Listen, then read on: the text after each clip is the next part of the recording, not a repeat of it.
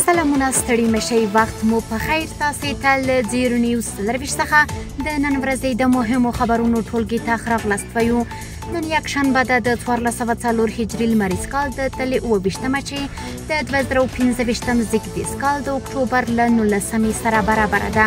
شبنم وزیریم او تاسې ته له زیرو نیوز څلرویشت څخه د هیواد مهم خبرونه وړاندې کوم خو په سر کې د مهمو خبرونو سرټکي. قطر کې د اسلامي امارت او پاکستان مذاکرات.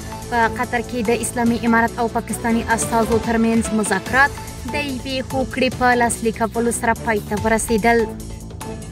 له مذاکراتو وروسته د مولوي محمد یعقوب مجاهد څرګندونې. د اسلامي امارت ملي دفاع وزیر مولوي محمد یعقوب مجاهد ویلي چې پر هیڅ چا مو تیری نه دی کړی او نه یې کوو خو له خپل هیواد په میړانه دفاع کوو. او د اسلامي امارت رئیس الوزرا مولا محمد حسن اخوند او د مالیزیا لومړي وزیر داتو محمد انور ابراهیم ټلیفوني خبرې کړي. اوس هم بشپړ خبرونه. د اسلامي امارت ویاند ذبیح الله مجاهد د یوې اعلامیې په خپرولو سره ویلي چې په قطر کې د اسلامي امارت او پاکستاني استازو ترمنځ مذاکرات د یوې هوکړې په لاسلیک کولو سره پای ته ورسېدل. اعلامیه کې اسلامي امارت دغې هوکړې ته د رسېدو په لار کې د قطر او ترکیې هیوادونو له هڅو ستاینه او قدرداني کړې. اعلامیه کې راغلي چې د دوړخیزې هوکړې له مخې دواړو خواوو سولې یو بل ته احترام او د ګاونډیتوب خو اړیکو ته په ژمنتیا ټینګار کړی. اعلامیه کاږي چې دواړه غاړې د ډیالوګ له لارې د ستونزو او مسایلو د حل غوښتونکي او په کامل او معناداره اوربند هوکړه کړې. اعلامیه زیاتوي چې یادو مذاکراتو کې پریکړه شوې چې دواړه هیوادونه به یو د بل په وړاندې د اضافت هیڅ عمل نه ترسره کوي او نه به د هغو ګروپونو د بریدونو ملاتړ کیږي چې د پاکستاني حکومت خلاف دي. ترڅنګ دواړه طرفونه به د یو بل په امنیتي ځواکونو ملکي خلکو او تاسیساتو بریدونه نه کوي. اعلامیه کې د غرض راغلي چې په راتلونکي کې به د منځګړو هیوادونو په وساطت یو میکانیزم رامنځته کیږي چې دوړخیزه ادعاوې وڅېړي او هوکړې عملي کړي. د اسلامي امارت ملي دفاع وزیر مولوي محمد یعقوب مجاهد ویلي پر هیڅ چا مو تیری نه دی کړی او نه یې کوو خو له خپل هیواده په میړانه دفاع کوو. د ملي دفاع وزیر مولوي محمد یعقوب مجاهد د یوه ویډیویي پیغام له لارې ویلي چې په دوحه کې د افغانستان او پاکستان مذاکرات بریالي وو او پر دایمي اوربند هوکړه شوې.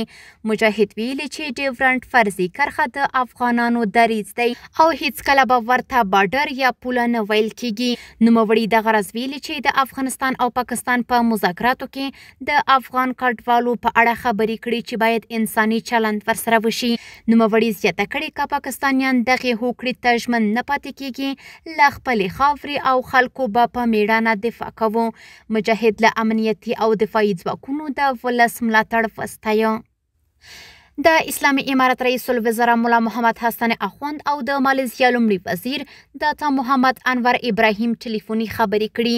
د اسلامي امارت مرستیال ویاند حمدالله فطرت ویلي چې په یادو ټلیفوني خبرو کې پر دوړخیزه اړیکو او د پاکستان لخوا د افغانستان د حریم د نقض په تړاو خبرې کړي. نوموړي ویلي چې افغانستان د جګړې پلوی نه دی بلکې په سر کې هم پاکستاني لوري د افغانستان د حریم په نقضولو د جګړې پیلوونکی و. بل لور د مالیزیا لومړي وزیر د افغانستان او پاکستان ترمنځ د کړکېچ وروسته د مذاکراتو له امله خوښي څرګنده کړې او د ډیپلوماسۍ له لارې یې د مسئلې پر حل ټینګار کړی. د اسلامي امارت عامه روغتیا وزیر مولوي نور جلال جلالی په خپل کاري دفتر کې د افغانستان لپاره د وګړو صندوق یا UNFPA د مهاجرت نړیوال سازمان یا IOM او د روغتیا نړیوال سازمان له استازو سره لیدلي. عامه روغتیا وزارت ویلي چې په دې لیدنه کې په افغانستان کې د مهاجرت نړیوال سازمان له لورې د روغتیا په برخه کې د روغتیايي او پراختیايي خدماتو پر څرنګوالي، د روغتیا برخه کې د مرستو او منابعو په غوره مدیریت، د روغتیايي ځالو پر ادغام او له نوې پالیسۍ سره د سمون، د عامې روغتیا وزارت د پالیسۍ سره سم د روغتیايي خدماتو وړاندې کولو، د لومړیتوبونو په اساس د خدماتو ترسره کولو او په چارو کې د دوامداره همغږۍ په اړه خبرې شوي. جلالي د خپلې وینا په ترڅ کې د روغتیايي خدماتو د لا مؤثریت او مثمریت په موخه شفافیت او د روغتیا وزارت لومړیتوبونو ته پاملرنه اړینه یاده کړې او د عامې روغتیا وزارت د ملي پالیسۍ اړوند یې د روغتیايي خدماتو په وړاندې کولو او د نړیوالو له لوري د شته مرستو په غوره مدیریت ټینګار کړی. بل ورته د یادو شویو اداراتو استازو د دوامداره او مؤثره همغږۍ ژمنه کړې او په وینا یې د عامې روغتیا وزارت له پالیسۍ او اصولو سره سم به د هیواد په داخل کې خپل خدمات ترسره کوي. او وروستی خبر هم ده چې د احصایې او معلوماتو ملي ادارې د آسان خدمت رئیس مولوي عبدالرحمن فهیم په افغانستان کې د آذربایجان له سفیر الهام محمدوف سره لیدلي. د احصایې او معلوماتو ملي ادارې ویان محمد حلیم رفیع ویلي چې په یاده لیدنه کې له آسان خدمت سره د آذربایجان هیواد د لا ډیرو تخنیکي همکاریو او تجربو شریکولو غوښتنه شوې. د آذربایجان سفیر محمدوف د هر اړخیزو همکاریو ژمنه کړې او ډاډ ورکړی چې هیواد به په افغانستان کې د عامه خدمتونو د وړاندې کولو بهیر د معیاري کولو لپاره بریالۍ تجربې او همکارۍ ونه سپموي. کورني خبرونه هم دومره وو. د بهرنیو او سپورتي خبرونو لپاره زموږ پاڼې وڅارئ په خپل رسنیو باندې فیسبوک، انسټاګرام، ایکس افغاني، ټویټر، یوټیوب او ټیک ټاک زموږ خبرونه خوښئ او موږ تعقیب کړئ. ادرس یې 0 نیوز 24 خبرونه د الله پامان.